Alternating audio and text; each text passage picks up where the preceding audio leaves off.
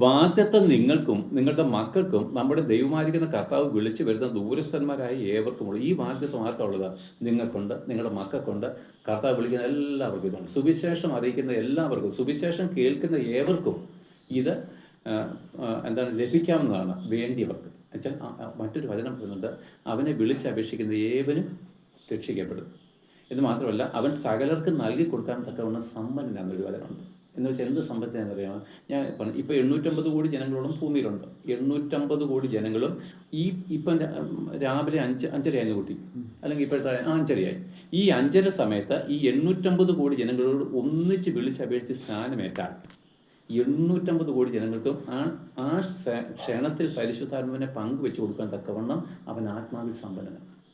അതാണ് അതിൻ്റെ അർത്ഥം. എന്നിട്ട് കേൾക്കണം, സ്നാനം കഴിപ്പിച്ചും ഞാൻ നിങ്ങളോട് കൽപ്പിച്ചതൊക്കെയും പ്രമാണിപ്പാൻ തക്കവണ്ണം ഉപദേശിച്ചും കൊണ്ടു. അങ്ങനല്ലേ? അപ്പൊ സ്നാനം കഴിപ്പിച്ചു ഇവിടെ ഇല്ലേ? സ്നാനം കഴിപ്പിച്ച് പറഞ്ഞു, പ്രബോധിപ്പിച്ചു, വക്രതയുള്ള തലമുറയിൽ നിന്ന് രക്ഷിക്കപ്പെടുവിനെന്ന് പറഞ്ഞു. അവന്റെ വാക്ക് കൈക്കൊണ്ടവർ സ്നാനമേറ്റു. അന്ന് 3000-ഓളം പേർ അവരോട് ചേർന്നു. എന്നിട്ട് പറയുന്ന, അവർ അപ്പോസ്തലന്മാരുടെ ഉപദേശം കേട്ടും. ആര്? സ്നാനമേറ്റവർ, പരിശുദ്ധാത്മാവിനെ കിട്ടിയവര്. അത് പറയാം, ഇത് നമ്മുടെ വിഷയം ഇപ്പം ഇതല്ല, ഞാൻ പറയാം. അവൻ അപ്പോസ്തലന്മാരുടെ ഉപദേശം കേട്ടും. ആര്? സ്നാനമേറ്റവർ. പരിശുദ്ധാത്മാവ് വന്നവരാണ് ഉപദേശം കേൾക്കുന്നത്. അവർക്ക് അല്ലെങ്കിൽ മറ്റൊരു പ്രാകൃത, സ്നാനത്തിന് മുമ്പ് ഉള്ള മനുഷ്യൻ പ്രാകൃത എന്ന് വെച്ചാൽ ആദമിൻ്റെ സന്തതി.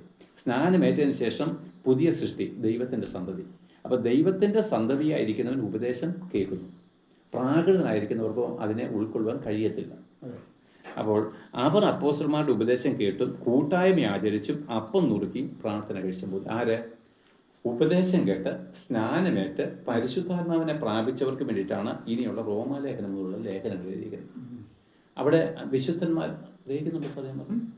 അപ്പം ഈ അപ്പോസ്തലന്മാരുടെ ഉപദേശം ആർക്കുള്ളതാണെന്ന് അറിയാമോ? സ്നാനമേറ്റവർക്കുള്ള. ഈ റോമാലേഖനം മുതലുള്ള എല്ലാ പുസ്തകങ്ങളും സ്നാനമേറ്റ വിശുദ്ധന്മാരുള്ള.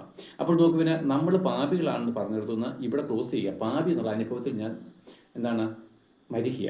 ഈ സ്നാനം എന്ന് പറഞ്ഞാൽ പാപി എന്നുള്ള പദവിയിൽ മരിച്ച് പിന്നെ ആരാ? പാപി അല്ലെങ്കിൽ ഓപ്പോസിറ്റാ, ദൈവത്തിൻ്റെ മക്കളും വിശുദ്ധരുമായിട്ട് എഴുന്നേറ്റ് വരുന്നത് ഈ സ്നാനത്തിലാണ്. പക്ഷെ അതിനു മുമ്പ് മാനസാന്തരം ഉണ്ടാകും.